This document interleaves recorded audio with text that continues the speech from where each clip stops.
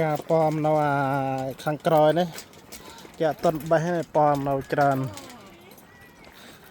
នេះឆ្នាំនេះមកក្រោយគេបេះអស់ហើយជ្រុះពេញចំណឹងអី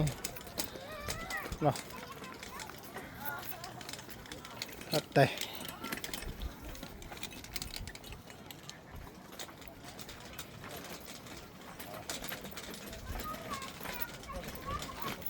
តើណាគេចង់មកបេះប៉មខ្លះមកបេះ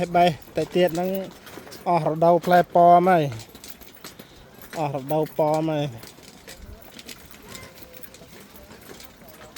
បើស្បាមកដល់ប៉ាណា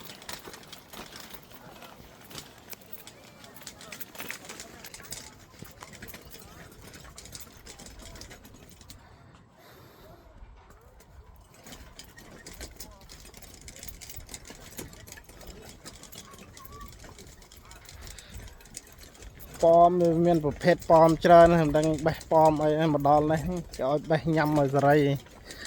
ហើយចាំគិតថងយើងបេះដាក់ថងយកទៅគិតលុយទៅ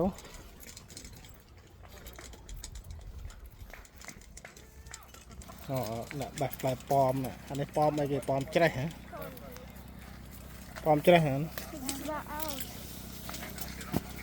តែកំមិនលេងដល់ជួនណោះពីជើងមកដាក់បេះក្បាលក្តៅក្តៅបេះក្បាលចុះក្តៅមកវិញមកដល់អានេះហៅប៉មច្រេះណា